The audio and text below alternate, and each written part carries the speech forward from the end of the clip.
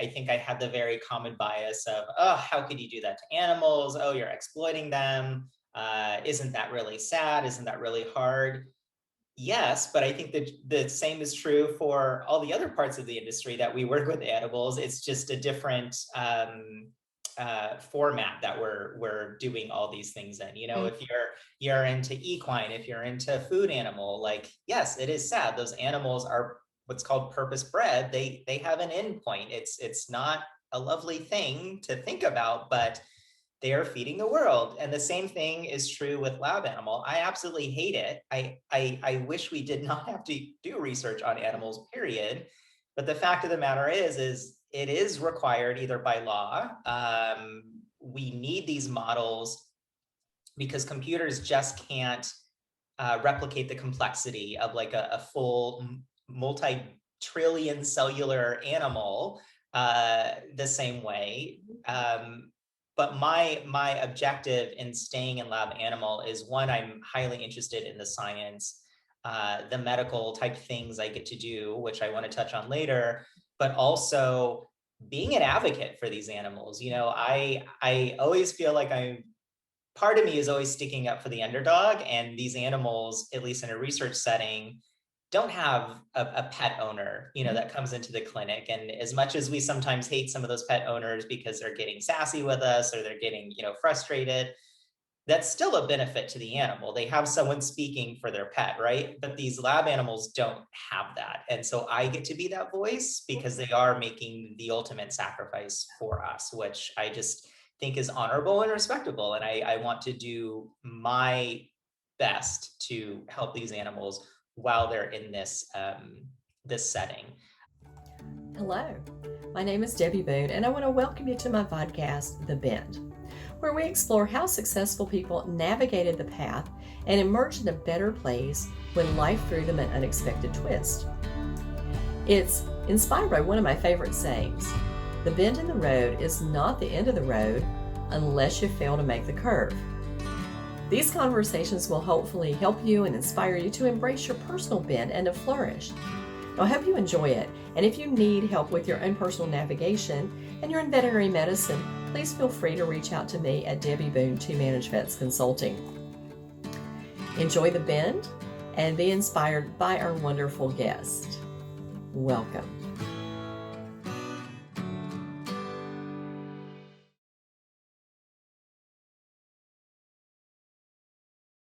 All right, welcome everyone, and today we have a treat.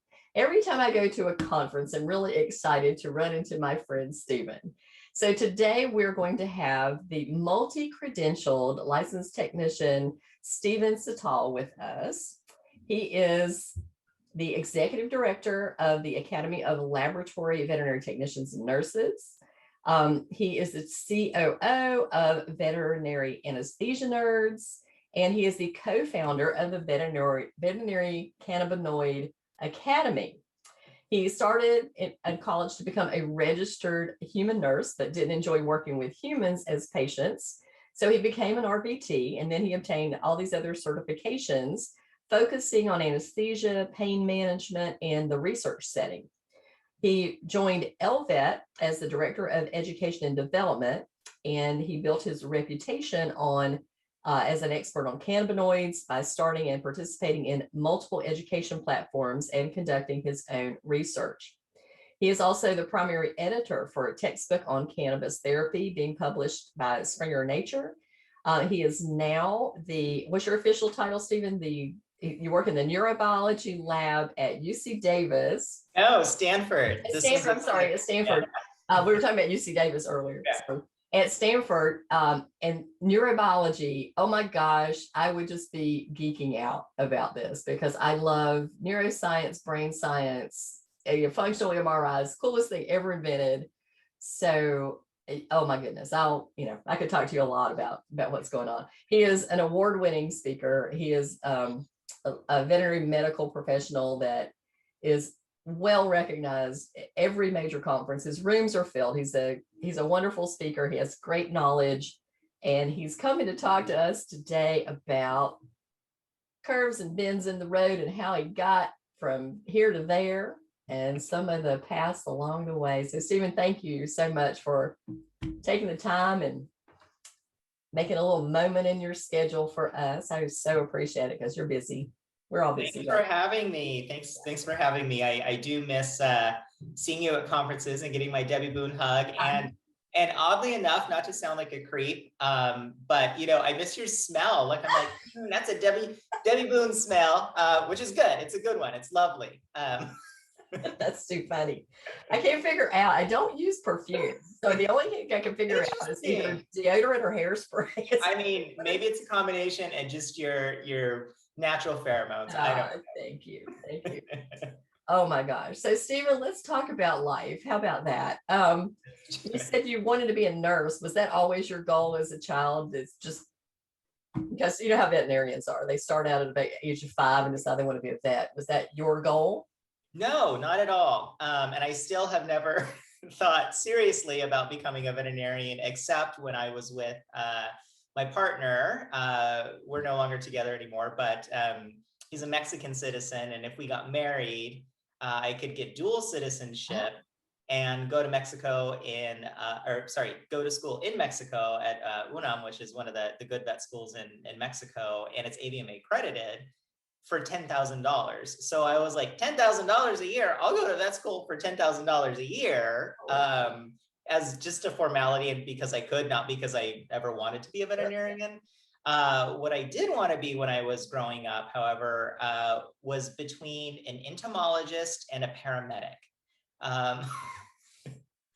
And then I started learning how much money paramedics don't make, and decided, maybe the registered nurse thing is the path that I should explore. The entomologist thing kind of just fell off the wayside.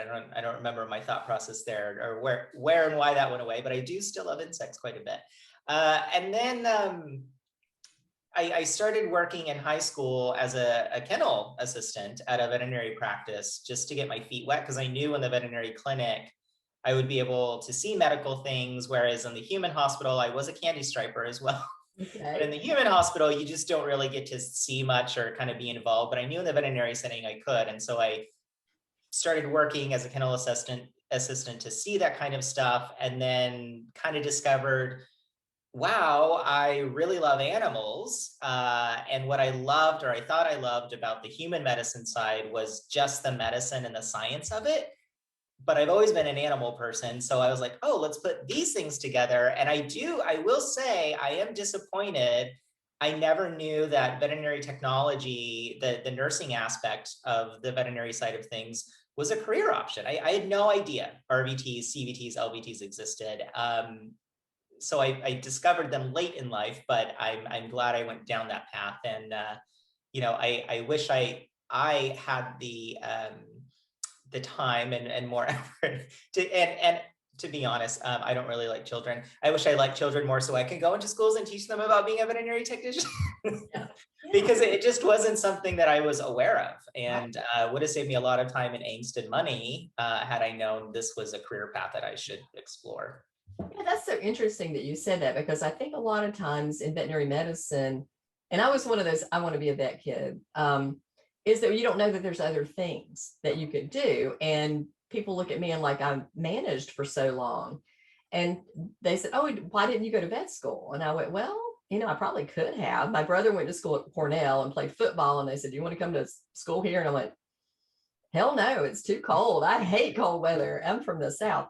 So I said no. And but looking back on it, I'm really glad I never did, because I don't think I would have enjoyed being a veterinarian nearly as much as I enjoyed managing and the people part of it. But I still got the science. That was the cool part. I love the science. So it was a little bit of both in there. And I do think that we should start teaching children, there's more options than just being the vet. Especially if you want to do a lot of hands-on stuff, and looking at it like that. So how did you worked as a kennel, and then you went on and you got your accreditation. How did you decide to kind of focus on lab animal?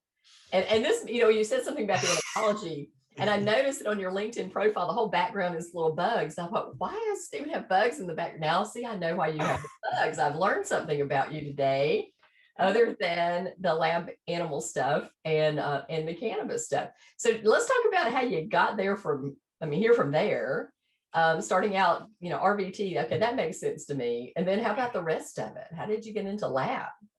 What's interesting is I never ever thought I would do many of the things I've done in my career, but I never thought that I would go into lab animal in particular. I think I had the very common bias of, oh, how could you do that to animals? Oh, you're exploiting them. Isn't that really sad? Isn't that really hard? Yes, but I think that the same is true for all the other parts of the industry that we work with animals. It's just a different format that we're doing all these things in. If you're into equine, if you're into food animal, like, yes, it is sad. Those animals are what's called purpose bred. They have an endpoint. It's not a lovely thing to think about, but they are feeding the world. And the same thing is true with lab animal. I absolutely hate it. I wish we did not have to do research on animals, period. But the fact of the matter is it is required either by law. We need these models because computers just can't replicate the complexity of like a full multi-trillion cellular animal the same way. But my objective in staying in lab animal is, one, I'm highly interested in the science, the medical type things I get to do, which I want to touch on later, but also being an advocate for these animals. I always feel like part of me is always sticking up for the underdog, and these animals, at least in a research setting, don't have a pet owner, that comes into the clinic. And as much as we sometimes hate some of those pet owners because they're getting sassy with us or they're getting, frustrated, that's still a benefit to the animal. They have someone speaking for their pet, right? But these lab animals don't have that. And so I get to be that voice because they are making the ultimate sacrifice for us, which I just think is honorable and respectable. And I want to do my best to help these animals while they're in this setting. So anyway, I was going to ask you something. When you said that, it made a triggered a book for me. What's the name of the book about the animals in the laboratories? And it was something about. I'll think about it in a little bit. I thought maybe you might know it, but it's an older book, but it was really interesting because it was sort of like Sinclair Lewis's book about the meat processing. Oh, the jungle. Yeah. The jungle. Yeah. So it was almost similar to that in how it kind of revealed how the lab animals were not, there was no standard of care for them. And of course, now there is very much so. Lots of standards. Lots of standards of care. Yeah. So that's interesting that but how did you get from, you were working in I was at a GP at that time. And I was at a GP, and then I was kind of in this like GP specialty kind of mixed practice. And I had a really good friend who was a veterinary assistant with me, who is now a doctor, Dr. Lisa Owen. She got a job at the California National Primate Research Center at UC Davis, and she really enjoyed it. And the money was much better also, which makes things more enjoyable also. But she kept ringing me up and I was like, hey, we're hiring and I think you would be good at this. I think that you should try this out. And, I did the hemming and hawing and, but aren't you doing neat things to the animals? And we have a great rapport. She just basically told me to shut up and just apply. And if I didn't like it, I could quit and go back to the old job. Right. And so I was like, this might be a good opportunity to use some of the human nursing stuff. Maybe that's that in between. These are very highly sentient animals that are kind of like they are the size of a little human or a baby or a neonate, whatever. But you still get the veterinary side of it. So I was like, oh, maybe that might be a good mix. I'll try it out. And I ended up falling in love with it. I was telling you just before we started today, that was one of my favorite jobs ever. It's second to now, but it was certainly one of my favorite jobs. And I discovered wow, they aren't torturing animals. They aren't doing all these horrible things like we thought they were. The medicine was excellent, or is excellent there. And getting to be involved with like these medical devices and these drugs before the rest of the veterinary community gets to play with them and see them and be exposed to them. I just love that too, because I always like to have that edge, right? um, Yes. and so yeah, I fell in love with it, and I was just like, this is my jam, this is my thing. Yeah, it's so cool to be on the cutting edge of things as Mhm. well. I think that's one thing I get to bring to my writing or my lectures or just my medical conversations. It's just like, oh yeah, this new drug came out. Oh yeah, I worked with that 2 years ago when it was undergoing its approval process. And it's so impactful. It's so Right. cool. So I really fell in love with the lab animal Yeah. side. Well, we used to run clinical trials for Novartis. And so we Oh, ran a nice. clinical trial for program. And you're right, 2 years before it came out, we were starting to tell our clients, you just wait, you just wait, you just wait. We've seen this, we know it works. So my first order of programs, like what, 90 something or maybe the 90s, was a $35,000 order of one drug. And all the other practices in town sold out. And I still had stock and they're begging me for it. I went, you should have planned ahead, man. I knew this was going to be good stuff. And those were the glory days, man. We were rolling in dough because those products were fantastic and people were willing to pay anything to get fleas out of their house. So here's what research does for you. It gives you It these does. cool products that you can use to help animals. And, and that product alone, I think probably did more to change veterinary medicine than anything I've seen. Because it took animals out of the backyard and let them to come into the bedroom because the house wasn't infested. And then I can remember my practice owner coming to me and going, Dad, what are we going to do for money if we don't have to treat flea atopy and we don't talk about, selling Adam's spray? I said, you know what I hope happens that now, instead of spending money with the exterminator, these people will be getting their teeth cleaned, and they'll actually be doing preventative medicine and all those kind of things. And that's really exactly what happened, because all that was just dramatically changed the way that people look at their pets. They started to become family more so than utilitarian. And it improves the quality of life for the animal, which I think people forget. Just simple things like flea control improve the quality of life for the animal, whether they get to come in the indoors and spend time with the family, whether they're not itchy and getting these chew kind of hot spots from trying to scratch themselves and being miserable, feeling these little things. Like it's so interesting how simple we think of like flea preventative, or how simple of a thing that is, but it actually adds quite a lot to the quality of life of the animals. It does. It was I knew Sharon Barnett, who discovered the molecule. I said, Sharon, you changed veterinary medicine. And she said, it was a mistake, right? And I went, yeah, because it was a fluke. It was they were doing crop science work. And that's how they ended up figuring out that it was this chitin inhibitor, and the rest, as we say, is history. And then they all kind of, oh my God, we had so many flea products at one time. It was just a deluge, just like this flood of products. So Stephen, so you're in lab animal stuff, and then you started doing a lot of pain management stuff. I know that you got very interested in that. Was that just through work that you moved to that track? Yeah, so I mean, my career path has been pretty convoluted. There's lots of little branches everywhere, going everywhere. So I mentioned I was in a GP setting. I've been in specialty settings. I've been per diem in zoo settings. I've been in research full time. Then I go to specialty for a couple of years, and I go back to research, and I'm back to research right now, and really don't plan to leave this time. Although, opening a hospital is another conversation, I guess, but we could do all the things. I don't remember the question. I'm sorry. Oh, we were just talking about how you got into like the pain control and writing. Yeah. So, it's interesting.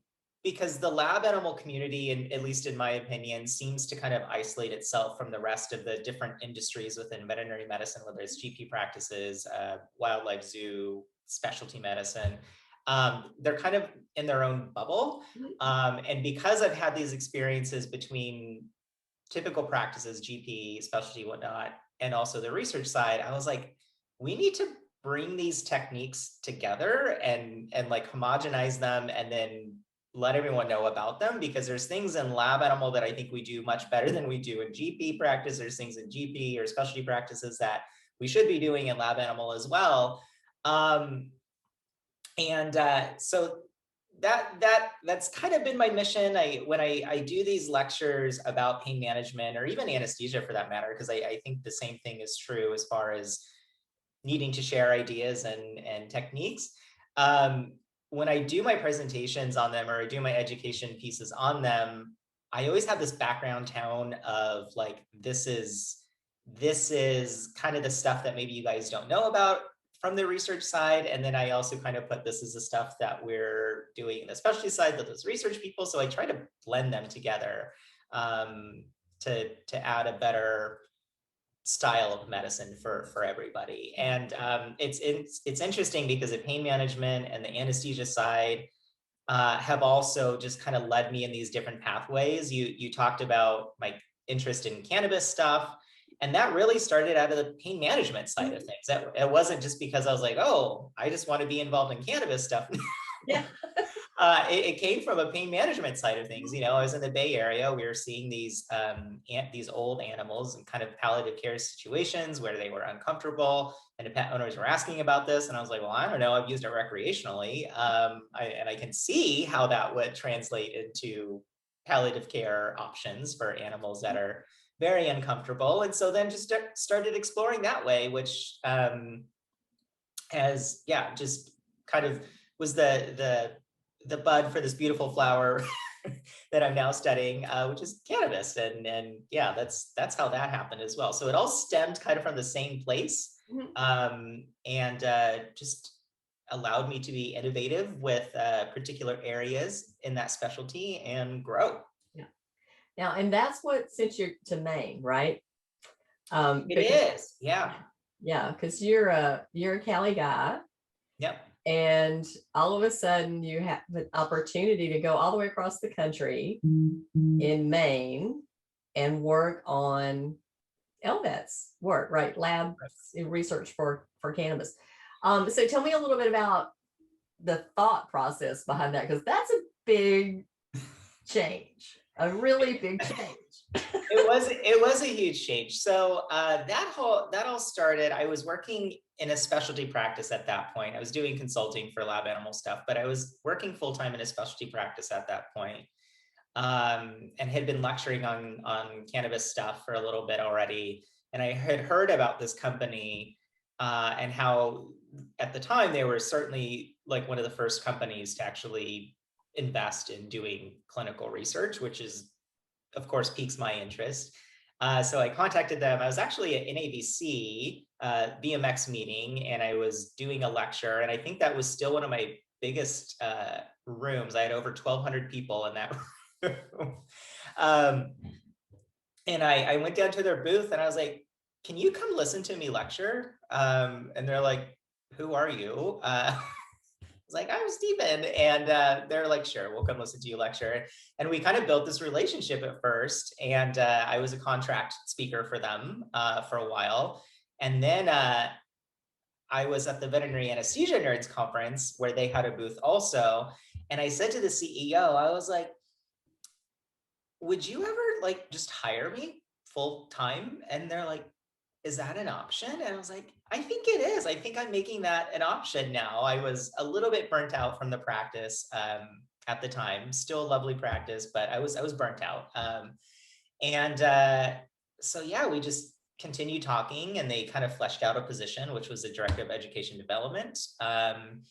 Within a number of months, I packed up all my stuff in California, drove all the way across the country. My mom was not happy. She was like, you literally picked the furthest place honestly away from me that you could. I'm like, it's not personal. It's just that's where all these this thing is. So I did that, which was really, really fun. I got to see the industry side of things. The CEO, the leadership team of LVET are very well accomplished leaders within the veterinary space, and had that opportunity to learn a bunch there. And then the pandemic hit. Boy, didn't it. And when your job is 50 to 70% travel, and do education. And then, we started seeing the popping of the CBD bubble. I think, a few years back, everyone was just like, blah, CBD everything. Yes. That started to die down as well. So it didn't leave a lot of room for my kind of position, at least in the capacity I was doing it before, with the 50 to 70% travel, and lost my job. And, I was very, very fortunate that they were taking care of me for a few months after, not officially being with them anymore. And then the opportunity to stay on as a contract, which I have not done, because I really decided I really like independence a lot, because when you do go into industry, you always have to say everything nice about that particular company. Yes. And I mean, I don't have a lot of bad things to say. It's just, I don't like a script. I don't like to be scripted at all. So I then had the opportunity to go to Stanford and work at Stanford University. I have an old colleague that reached out, after I decided I needed to move out of Maine. And it's been a unicorn job ever since then, which is really amazing. I had mentioned Davis was certainly one of my favorite jobs, especially the clinical side of things. This job at Stanford has been absolutely amazing. I get the clinical aspect, I get the research side, I get a lot of flexibility. They are very encouraging for doing things like this. At Davis, one of my struggles was getting time off to go lecture. And, I think it brings good publicity and brings a good spotlight to the university when people at that university get to go speak and, in front of a lot of people, and you get to have the Davis name up there. But because of the union situation at Davis, I was not allowed to take all this time off, but Stanford has been very supportive, with allowing me to do those types of things, which I appreciate. That's cool. Well, you and I were recently did the AHA Connexity talk, and we started out actually being a talk about unions. And of course, I have no skin in the game either way. I'm just kind of this outside observer of unions. And Liz was there, who's very much pro. And then Stephen's like, I really didn't like what they did. The situation was in. I really didn't like the captivity of the union here. Yeah. So I think there's a place for a lot of that stuff. But, for you, what I really want to talk about is because you are a wonderful example for somebody who took a career path and then just kept taking opportunities. I think that, just looking at saying, well, I said yes to this, and I said yes to this, and yes to this. And I feel like there's so many people who feel stuck in where they are. I can only work in a clinic. I can only do certain things. I cannot make any more money than what I'm making. What do you say to that?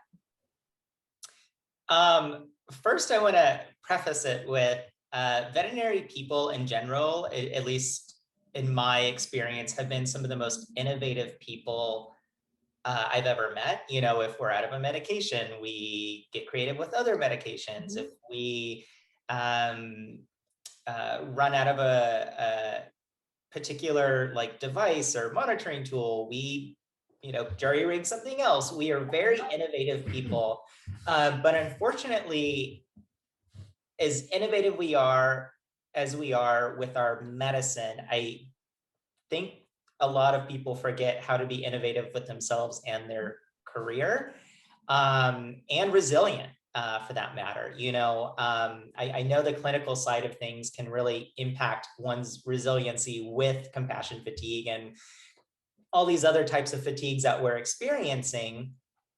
But if you apply those same concepts that we have in medicine and what we take to practice towards your career and just your life in general, I think there really aren't any boundaries. I don't have advanced level degrees. I don't have a master's degree. I don't have a doctorate degree. I don't have anything like that, but I'm doing master and doctorate level work. And and trust me, I've had a lot of no's in my career when asking to be involved in something or doing things. But I think what sets me apart maybe than some of these other people that are really feeling stuck in the clinic is I don't take no for an answer very lightly. I don't just accept it. Like I want a logical reason, and I want someone to explain to me why it's a no. If someone's like, oh, well, no, you can't work here because you don't have a master's degree or you don't have a doctorate degree, I will ask them in the interview. I'm like, okay, well, what does a master's or a doctorate degree actually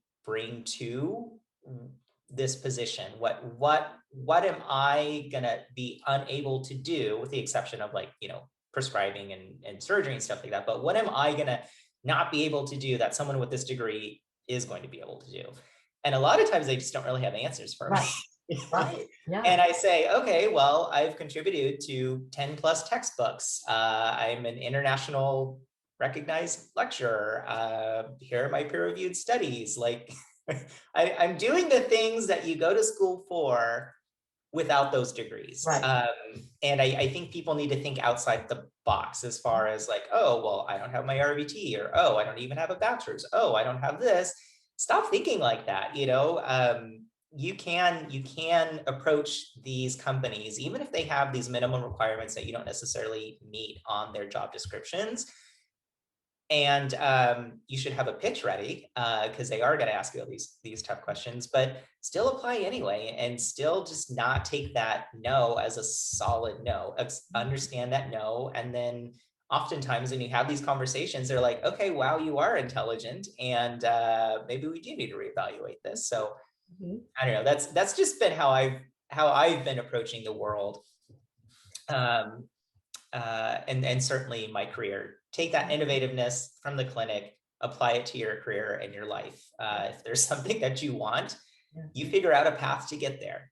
Whether it's hard climbing, or if you need to canoe in, or you need to snowshoe in, you find a way to get. Just figure out the path. Just work it around. Yeah. Yes. I get it. I mean, I have an animal science degree. I don't have a business degree, and I lecture on practice management all the time. And I'm focused so much on communication, and I study neuroscience. And I have, you can't see the mess behind me, but it's back there. It's bookshelves just full of self-education, and I know you are the same way.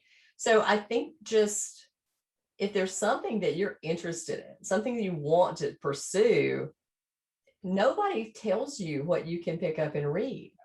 You can pick up anything you want to and read, as long as you can work your way through it. If it's a little too technical, hell, Google's out there, right? Just Google a word, figure it out, and learn some stuff about it. But you can educate yourself to be an expert on whatever it is you're interested in. And I see that you certainly, I mean, the cannabis thing, absolutely a completely new pathway that nobody had any education on at all. Yeah. And a lot of questions, a whole lot of questions, and then a whole lot of probably people quackery, as with me. Malarkey. That's what Malarkey. Yes, out there in the world, and it's either going to cure cancer or it doesn't do anything. There's one, but somewhere in the middle lies the truth.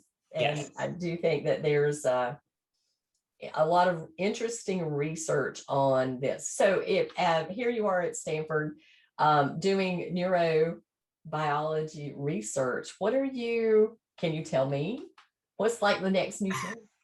Well, I have the easy job, and you mentioned in the introduction, you could geek out on that stuff.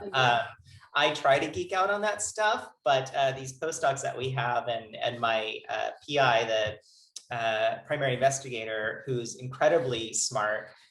I'm a pretty confident person, and I consider myself fairly intelligent. But when I started there, I was like, holy cow, this is a whole other this is a whole other level. My boss was at MIT and oh gosh, why am I not remembering? Oh, he's all these Ivies he's Oh, essentially been in, right? So I'm just like, holy cow. And all the postdocs are incredibly smart. And I try to listen in some of their conversations sometimes. And it's just like, yeah. Yeah. and Yeah. I'm just, but I think there is something to the fake it till you make it. So I'm just like, interesting. I try to play along. Meanwhile, I think I have it here. I have my little neuroscience book where I'm like looking behind, like, what does that word mean? What are you doing? So anyway, the basic premise of like our lab is we're a basic science core lab, and they are essentially researching how specific neurons in the brain and how they connect to the eyes and how it draws attention to something and maintains that attention to something. And then we can even kind of make some memory go away and then see how the brain reacts to that. So like we can turn off and on parts of the brain. We're trying to study just attention in general, and how that affects everything. It seemed when I first started, I was like, oh, that's all we're studying. Like, I don't really see the translation there or how that's going to affect something else. But I think what we're discovering, at least in neuroscience, is literally everything is all connected. And, if I'm unable to pay attention to something, that will even change my respiratory rate, that will change my heart rate, which will impact some other physiological thing within the body.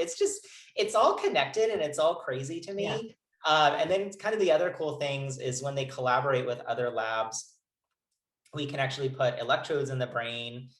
So if someone was an amputee or a paraplegic or quadriplegic, just by thinking about, I'm thinking about my right arm moving to go pick up my coffee, right? We can translate that signal into an electrical signal, send it to a computer, and have a robotic arm do that. That is, to me, that is just amazing. It is crazy. And I mean, it's amazing. And that's the type of medical advancement that we're headed towards, right? Especially in the super digital tech world that we're in now. But it's really cool stuff. And something I'm just super interested in that my boss is very supportive of is, with my anesthesia background and that really being my passion. I was telling him the other day, I was like, your science is really cool. I don't really understand it all the time. It's really cool. I can't say that I'm super passionate about it because I just don't understand it completely. But my boss has been very supportive of me learning EEGs and patient status index and spectroscopy for brainwaves under anesthesia. So I'm like, this is neuroscience that I understand, that I can get into. And I was, chatting with some of my veterinary anesthesiology friends and some of my neurologist friends. And I was like, is anyone else doing this kind of work? And they're like, well, there's someone in New Zealand, and then there's like someone at University of Tennessee. But other than that, and there's a person in Finland. But other than that, like, no. So, as a veterinary technician, get to be kind of a pioneer of something in the field, which I think is super awesome. So cool. Yeah, there's just so much, a combination of tech and the knowledge of brain science and just some of the stuff that we used to assume was true about the way the brain works. We found out that's not true at all. I actually have a friend who has Alzheimer's. And some of the reading that I've done about that is that you actually can develop pathways that go around the plaques in the brain.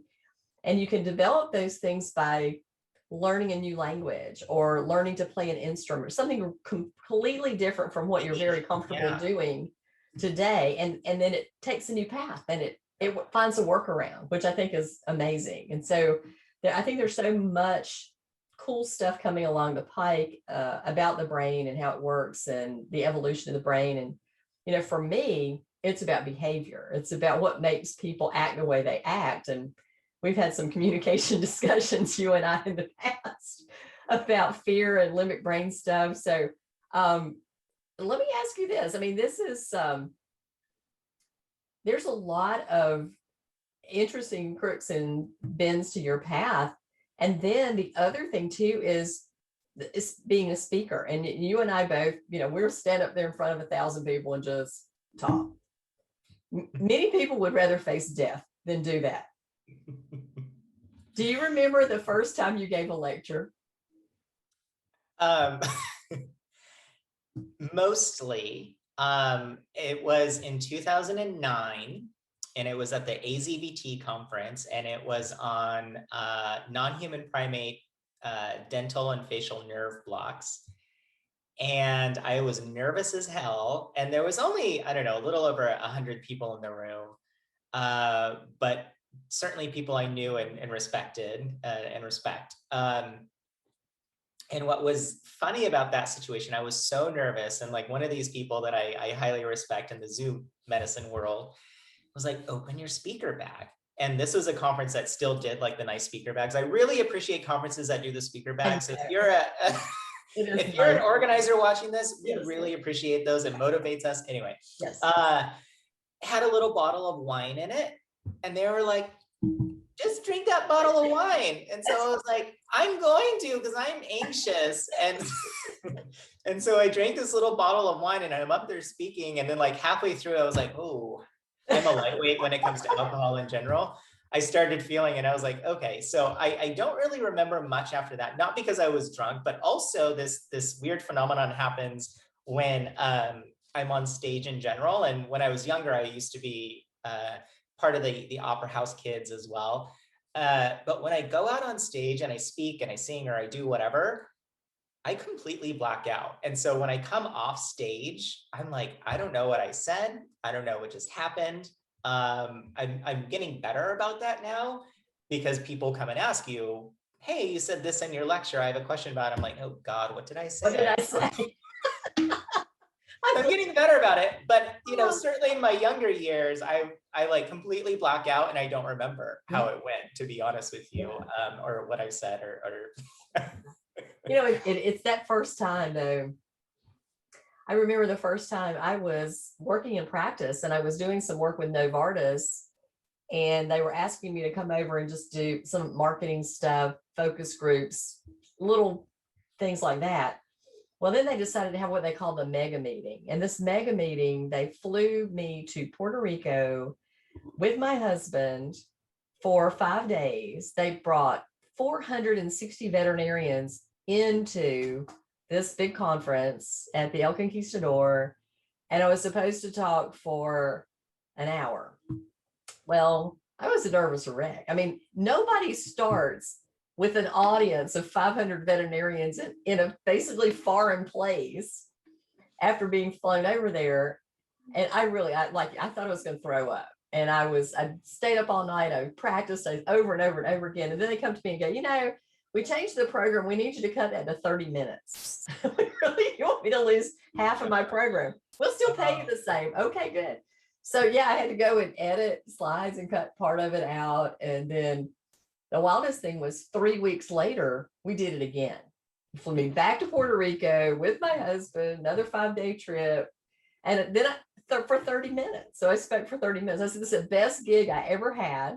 It's been more of those. Jeez, yeah. But remember that Novartis had more money than they knew what to do with at that time because Sentinel and program and all those things were like the glory days. And so they were just looking to spend money. And I was glad they spent some on me. But I will always remember that very first talk and just like you're up there by the podium and hanging on to it so you don't pass out. I actually did that again 2 years ago. I spoke at AVMA, but I had been to the vet partners meeting and 27 of us got norovirus. And so I was up there, the show must go on, right? So I'm up there, I've chugged a half a thing of Pepto and I've got my bottles of water lined up. And the first thing I say is, okay, guys, I don't know what's wrong with me, but if I pass out, I hope there's a doctor in this room. Pick me up. What's funny about my response now to public speaking is when I first started, I was very nervous and anxious and, wanted to run and hide and that kind of thing. And practice makes, perfect and practice certainly eases those nerves as well. Now I get so excited, I want to vomit because I'm so excited to go present. And it's weird because I was like, am I really like, what is happening? Am I anxious again? And I'm like, no, I'm just so excited to get out there and share with people and have fun. And this gnat flying around.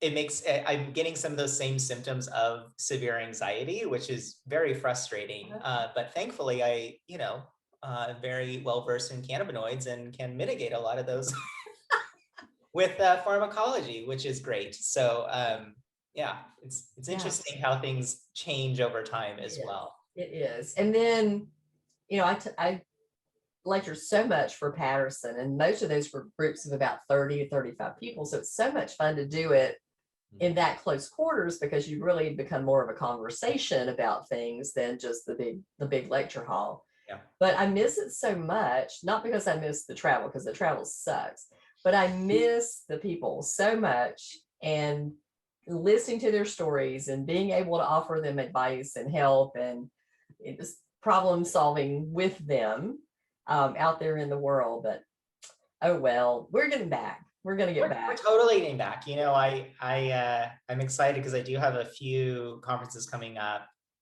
later this year, and I have friends going. I may or may not go to IVEX. I'm not registering for IVEX because I don't really care about the conference, but I just want to see my people again. Yes, I know. I'm going to go to Vet Partners, and then I'm going to VIS. Not going to go to Fetch. And then after that, I don't know. I will be speaking at Connexity, so that's always fun. I always like that group, and I think it's in Denver. So okay, no, or Scottsdale, even better. Yeah. So it depending on where they're located is also a big incentive for me to decide. That is extremely true. Yeah. I remember I flew up to Nebraska once, and they're like, "Okay, now rent a car, and you have to drive for 2 hours." I'm like, "Okay, this is really." Yeah. Really not what I signed up for. Well, of course I did that. Patterson had me come, and I was teaching in El Segundo, and they flew me into LAX, and I said, I'm not driving in LA. You come and pick me up. And then they were driving me down to San Diego, and I said, well, that's fine, but you're going to drive. I am not driving and all that. So I had transportation back and forth between El Segundo and San Diego when my two lectures 2 days apart for that. Nice. Yeah. So Stephen, we want to talk about failures and mistakes, because I think people are so there's a lot of perfectionism in our world, and people seem to be afraid to make a mistake. And you really have you've kind of created a couple of just things that didn't even exist.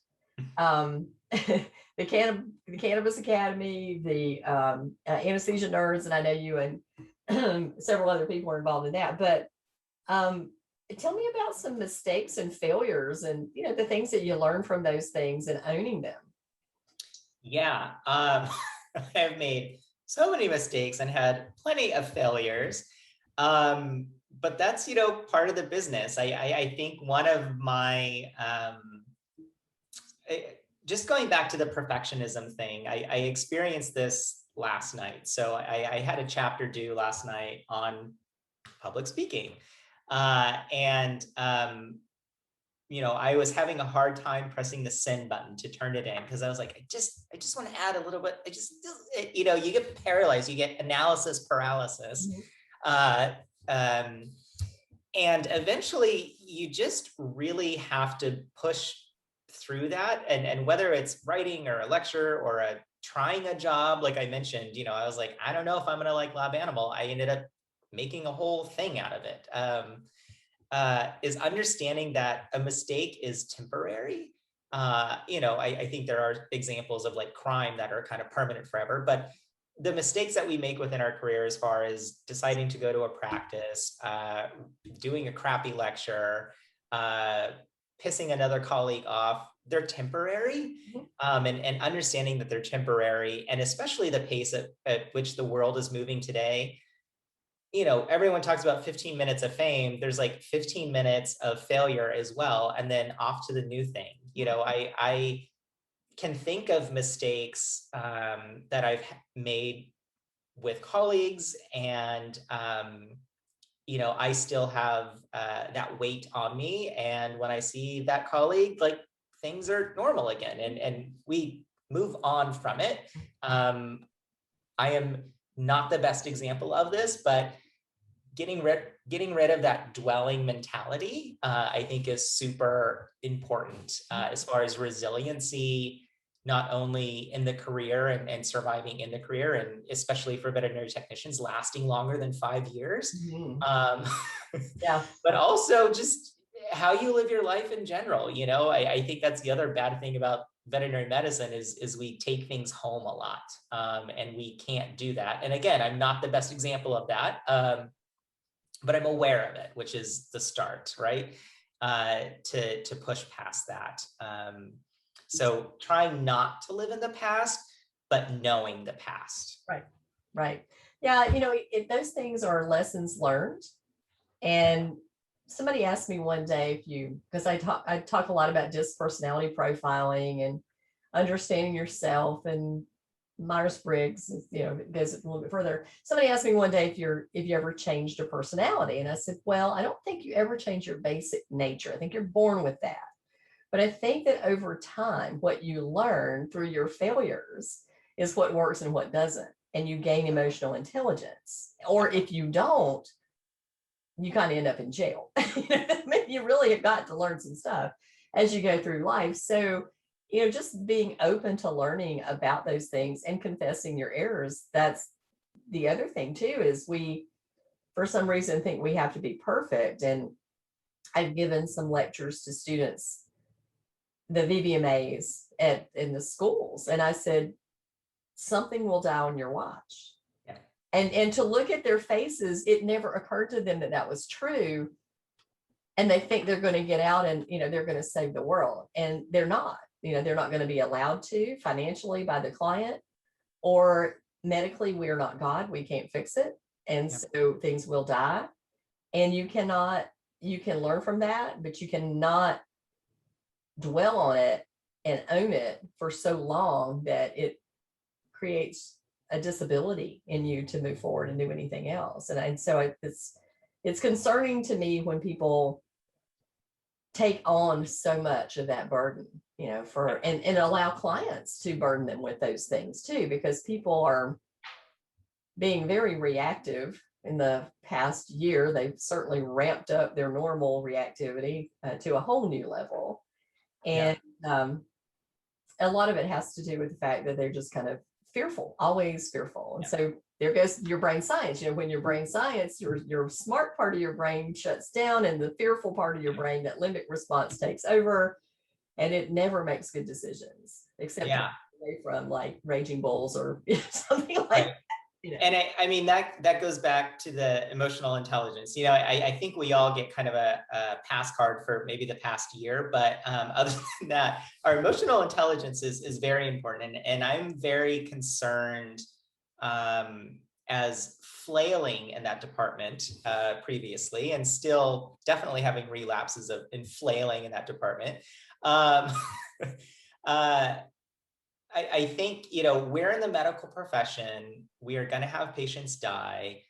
There are a lot of right ways to do things. There are a lot of wrong ways to do things. I think, a piece of advice I would give to any veterinary professional out there, especially as we're decompressing from the past year, is be very mindful of your reactions to things and how other people perceive that.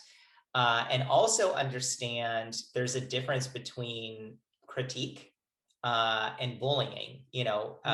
All critique is not necessarily bullying or someone trying to put you down. Sometimes you're just wrong, and that's okay. It sucks, and I hate being told I'm wrong, but sometimes you're just wrong, and it'll take you a few steps to get there. But instead of getting particularly defensive and screaming and taking it to social media and all these other things, I think it's really important to stop and be like, well, crap, let me use credible resources and research this a little bit and see if I am wrong, or maybe we're actually both right. And where's that I don't know if this is the right word for it, but where's that intersectionality between both perspectives?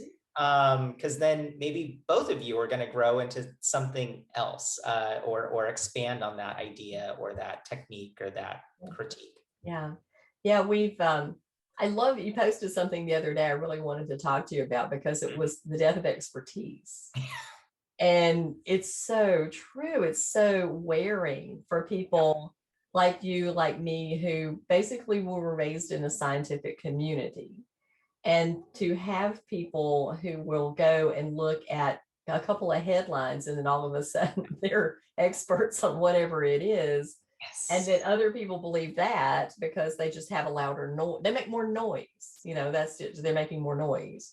Yeah. And my husband will come and he'll find something and he will look, did you see this and this? And the first thing I say is, what's the source? Right.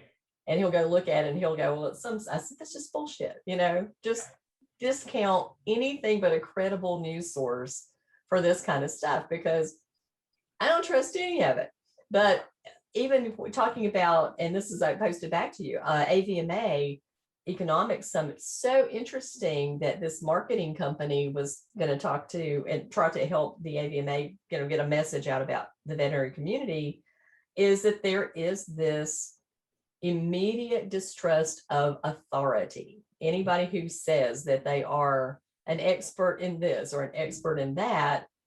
And it really comes from the fact that everybody claims to be an expert without the credentials of expertise. And so what makes an expert, right? Years of research. One of my friends was talking about this, and he said, and I'll say, but the science is this. And he goes, but there's no science. Every science says something. I said, no. What you're talking about is data gathering. You're not talking about scientific process. There is an absolute scientific process to research and clinical trials. I know because I've dealt with the paperwork involved in that. What you're talking about is intermittent data gathering by who? Who? Lots of people, actually, and you don't have a complete picture. So yeah, it's very frustrating. So let's talk about that a little bit. How have you encountered that? I mean, how do you propose to combat it? I encounter it every single day, which is a frustrating part, whether it's just in normal life, or at work, or online through the groups like the Veterinary Cannabinoid Academy or the Veterinary Anesthesia Nerds. I think that particular speaker, Dr. Stiebert, I believe it was, what she was really alluding to is the way the world seems to be trending right now is, and maybe this is more specific in the United States, is, we're trying to treat everyone as equal, as we should respect everyone equally. But that has gone a little far, in that, you can have someone that has a PhD, 18 years of research in neuroscience, and has published multiple papers, let's say works at Stanford also. And then you have somebody on Instagram that has read a few neuroscience papers, and people listening to that person on social media and respecting more or buying into what they have to say versus this actual expert that has dedicated their life to that. And then when someone says or tries to correct them and say, well, that person just happens to be a social media influencer, like they don't have degrees or advanced level training in this particular area.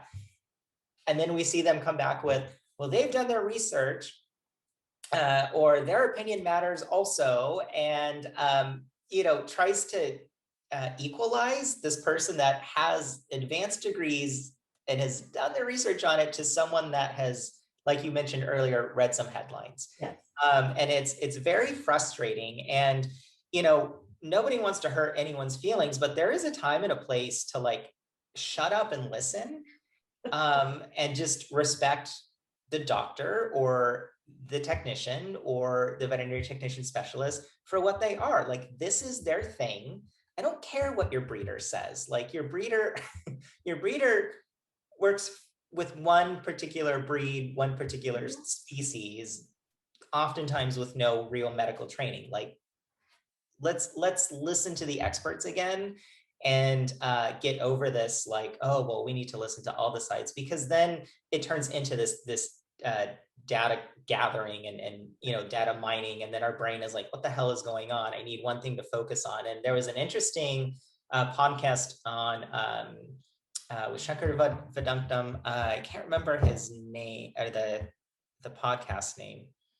Living Brain, it was on the Brain Show on NPR, talking about how your brain needs to understand one thing really well, and then it's more able to understand all these complexities or these different perspectives better when it has this foundation thing. And I think we're just so far from like a foundation now, um, because we're hearing so many different perspectives and opinions overload. Yes, all the time. Information overload about everything, bits and pieces. And you're right, no solid foundation to build, like a platform to build more data on. A scaffold, that's what I should say. Yeah, a scaffold, exactly. That's a good term for it, is a scaffold. Yeah, and I have always tried to stay in my lane when it comes to the things that I know about. And that has to do with humans in service, customer service, hospitality, team development, team culture. And that's where the neuroscience comes in, because it's building, the stuff I'm learning is building on what I already know instinctively from my experience, right, and then bringing that to the table. So that, there's kind of the path. But I've been doing this since 1985. 1985. Yeah. So that's amazing. I was born in 1986. I've been doing it a while, Steve. You have. Yeah. And you learn a lot of like lessons along the way, and every failure you pick up a little bit more. You go, that didn't work very well, let's try to do something else. So then I just try to constantly teach myself stuff too that will be helpful. But you're right. I mean, and then I kind of feel like, especially in some lecture circuits, is that people jump on a bandwagon and they don't really have the deep expertise, but somebody will say, hey, I like you talking about this, and you're already in my speaker agreement. Can you go talk about that? Somebody asked me to talk about diversity. I went, no, I don't have expertise in that. I can talk to you about communication, but I cannot be an expert in diversity and inclusivity. I can't. So here's the other interesting thing about, things like that, like the diversity thing, right? So like, I've had multiple people ask me to speak about diversity now because I'm a gay brown person, right? Yeah. And yes, there are a certain amount of qualifiers for about just living that lived experience, but I don't have like formal training on like, de-escalation, or some of the terminology is still kind of new to me. So even for these people that may have experience or know people with these experiences, doesn't, again, like make them the right fit to discuss that particular topic. And so I've turned them down. I'm like, I will have a casual conversation about my personal opinions and what I've gone through, but I'm not going to sit there and be like, a Dr. Greenhill who's really dedicated her life to this type of stuff. That's not me. And then the bandwagon thing, oh my God, with the cannabis thing, that is just so prevalent. It's quite frustrating. And then, I have the added layer of, I will never say I am just a technician, but I have the added layer of, I'm a technician and I'm speaking or not fighting, but I am in the same ball game as a lot of veterinarians for these speaking opportunities at different conferences. And and I'm not trying to sound haughty and full of myself, but I know more than a lot of these DVMs, but because they are a DVM, they get that spot, despite maybe never actually having used some of these compounds before, or been involved in the peer review research Mhm. aspect of it. So it's quite frustrating, and it's odd to me that these veterinarians and just anybody in general that is going outside of their lane is willing to compromise their credibility and integrity like that. Like that is my credibility and my integrity is priceless to me, and I will defend it all I can. Whether the other savory or less savory parts of my personality is a different thing, but my credibility and integrity is Yes. very, very important to me. And it's odd to me to see people put themselves in a position where that can be questioned. Mhm. And it's kind of sad because I feel like we've seen an influx of it over the years compared to where we were before. You know, I feel like a lot of these conferences or these events or these educational type platforms were really good at vetting people. And I just don't think that's the case anymore. Or we've let the power of industry dollars come in. There's nothing wrong with collecting industry dollars and getting some marketing and learning about products and stuff like that. But letting so much of that industry driven, what's the right word? Insidious marketing Mhm. come into our profession is Mhm. also very concerning to me. Yeah. And I see social media too. Now I'm, and Oh I my God, yeah. can't say that I mean, you have followers, I have followers. I looked on LinkedIn, I had 17,000 people following me, and I went, what? I mean, I didn't know. I mean, I just didn't know that had happened. But, and that's great. If I'm helping people, I'm more than happy to, I mean, just bring it on, whatever. But I also think that I see people out there and they're talking about subjects that like I have years and years of experience and deep knowledge of, and I like, but aren't you just like an associate veterinarian? Like you've never managed a practice. Like I don't understand how. I mean, Yes. Yeah. that's the kind of stuff that's kind of makes me scratch my head sometimes, and um, people don't really understand that speaker circuit is kind of competitive. It is. A network of who you know a lot of times, and I guess I'm kind of lax because I don't typically submit. I just wait for if you want me, you just ask me, and if I got time, I'll do it. But I don't typically go after and submit it. I guess that's just kind of ask backwards for anybody who's a consultant. That's because it is good marketing, I guess, for your I business. mean, yeah, you certainly have to get to that level. You know, when I first started, I was submitting. I don't submit anymore, and that comes with the territory. You know, it shows you're doing something right. If you are 10 years into the speaking game and still submitting all the time, maybe that's the world telling you something. I'm not.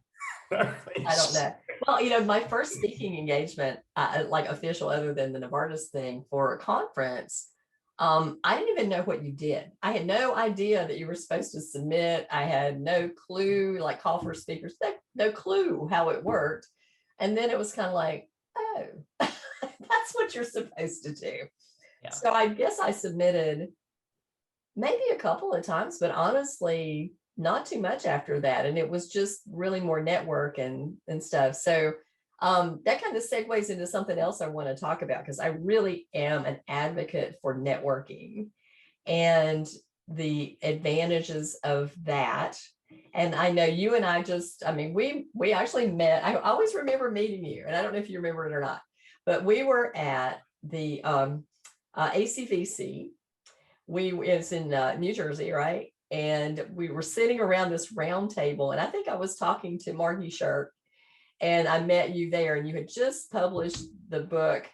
And I said, that's really very cool. And you go, oh, I'll just give it to you. And you emailed me the whole manuscript of the book. I went, oh, how cool is this? Of course, I started to read it, and I'm like, this is so far over my head. I have no idea what Stephen's talking about, because I'm not even a technician, so I have no clue. But I thought that was so cool that just randomly you just, oh, I'll just give you this book. And so ever since then, we just kind of hang out every now and then when we see each other at conferences. But tell us about like networking and how that's played a part for you. Networking has been like one of the top 3 most important things that has helped me in my career for sure, like without a doubt. as you mentioned, speaking in particular can be particularly competitive sometimes. But I think as far as getting these cool new jobs, these new positions that are being created out there, being aware of these positions that are being created out there, all goes back to networking. I think the value of the conference is not just for how many RACE credits you get, but also meeting other colleagues from all around the world, getting their perspective, just knowing them, I was fortunate enough when I moved to Maine to already know some people there just through networking. And when I lost my job at Elevet, through networking, I was able to pick up little gigs relatively quickly. You did me a huge favor. You blasted my my resume all over LinkedIn. Networking is not just like collecting an email and asking for things, but it's building that community as well. And the ebbs and flows of like helping and being helped increases exponentially when you have a larger network. It's cool because some of these network connections are legitimate friends now. Also, I would say a majority of them are legitimate friends, and I can travel to a different country and stay with this person that I had met at a conference 4 years ago. Yeah. And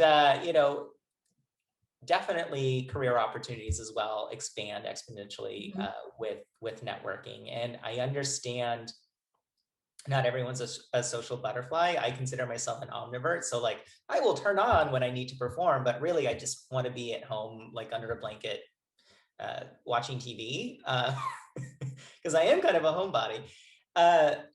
So yes, networking is vital to your success, and I think even mental health within the industry. If you're one of those people, whether you're a veterinarian, a technician, a practice manager, a CSR, and you're in your own little bubble of just your clinic and not knowing what other struggles or great things other clinics are doing, maybe you need to vent about your coworkers to somebody that's going to understand, and your partner is sick of hearing about it. Again, that's the power of networking, because you have someone that has the same kind of schema about what you're going through, to bounce things off of. So it's not just, again, being able to buy things or share things or whatever. It's every other aspect of being human and community within networking. Yeah. I think it's one of the things that we're struggling with a lot with confinement and quarantine is that we're losing, or we lost a lot of what makes us human. And that's that connection that I laughed and I said, you don't choose your family. You're just born into your family.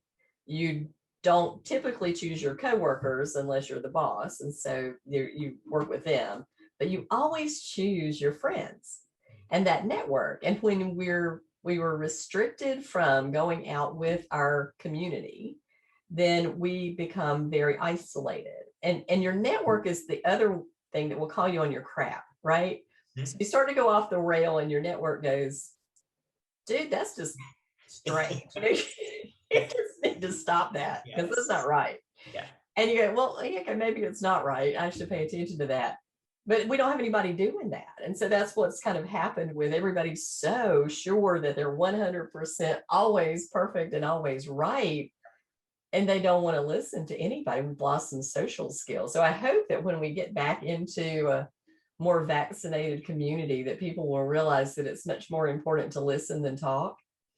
Yes. And hopefully start to listen to each other a little bit more with an open mind, and thinking that not everybody is the devil, right? Assume positive intent. That's why I try to teach people all the time. Just assume positive intent, even if people are being an ass. Sometimes it's just because they're terrified. They're very afraid of something. And we live in a world that is complicated. We talk in a language that people don't understand. We're comfortable with disgusting things a lot, right? But we have to realize that people come into that world without any of the knowledge that we have. The things that we deal with every day, they don't see but once a year, maybe then. if they're a good client, come once a year. And we want to judge them inappropriately. So if we just start to listen more and judge less, I think we will put out much more positive energy into the world, and life will be better for all of us. Agreed. Something I am still working on every single day. It's hard. It is so hard. And, you know, Deb, I wanted to mention, you know, when we're networking, I think it's really important to when you meet somebody, maybe someone you kind of idolized, or someone that's in a higher position, or someone that's at the same level as you.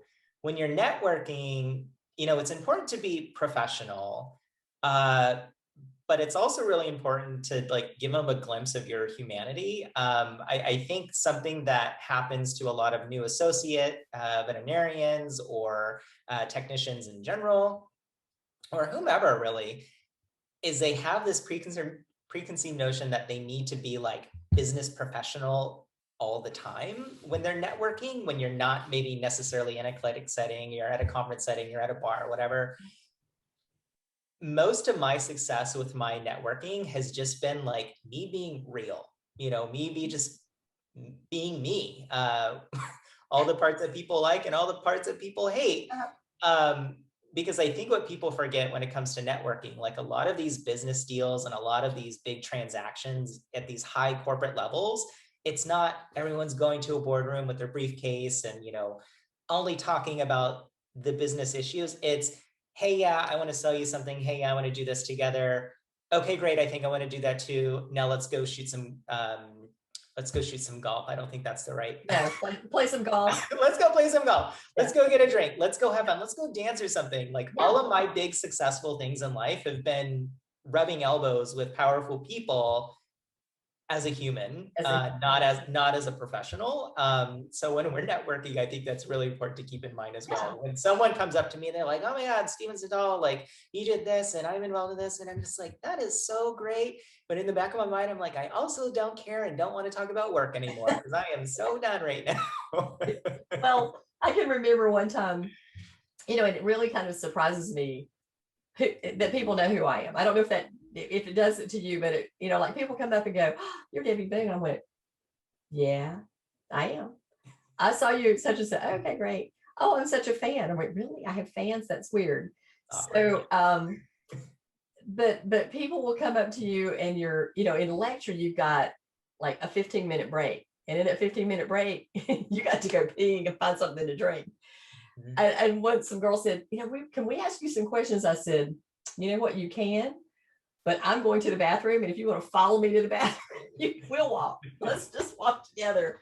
So it's just being a real person and not being just kind of like, oh, I'm the whatever queen of practice management. Because then people I feel like the message is more real, that if you're giving the message, that you're giving it from a real human standpoint rather than this, you know, the guy who's got to have his 2-page bio read. Like, seriously, dude. Because I think learning is fun, and I think learning should be fun. And that's one thing that you do to your lectures, even though some of them are very technical, you throw some funny crap in there. And I try to do that too. I mean, I like storytelling and I like making connections with people. And you're right. So many of these deals and connections are made just sitting around talking about life, you know, kids, families, spouses, things funny things that are happening out there, things that people do that are hilarious, stories that you've read in the newspaper, whatever it is. It's just about being a real person. And then the other thing I love is matchmaking. I like to say, if there's something that Stephen, like, well, sort of like you said, hey, you know, I'm looking for a job. I'm like, what can I do for you? Like, how can I help you do that? And if you had gotten a job through that, I would have been so thrilled. I would have been so thrilled that I was able to help you do that. But that's the fun part for me. That is the, you know, that little helper bee personality, I guess, is, and I'm not like this highly emotional, touchy-feely person, not at all. I mean, like my S disc person is like 2%. Oh no. So non-existent just about, but I still like to problem solve. I like to help people problem solve. And I don't do it to get reward back. I just do it because I want to, and it's good. It's good. It makes you feel good for yourself. That Michael J. Fox, I don't know if you were at VMX when he was the keynote that time and he fell up the steps. And I just remember him saying, I don't feel sorry for myself. If you don't want to feel sorry for yourself, if you want to feel better about life, go do something for somebody else. And that is my philosophy. Go do something. Yeah. Right. Yeah. Absolutely. Any final words of wisdom or advice that you would give people trying to make a big life or career decision? Oh boy. I think we touched on them, but I think we should recap them. If you are pursuing something and you're coming against different hurdles or these walls that are coming up, understand why those walls were built, question why those walls were built, and then you may need to consider scaling that wall. So that's one. Two, be a human with other professionals, even if they are the president of a company, if they are a CEO of a company, whatever. I can't tell you how many CEOs I have hung out with that just like get smashed with me. That sounds horrible. At the bar after a conference or whatever, so networking and being a real human, I think, is really important. We talk about human animal bond all the time. We need to think about human to human bond as well. It's important that we continuously educate ourselves about new things, but just because you are educated on something doesn't necessarily make you an expert or the authority on something. So I think we need to be mindful of how we present ourselves with certain things and protect your credibility and integrity with everything that you have, because that's critical. It's horrible when you see all these young, I'm going to go on a soapbox for a minute.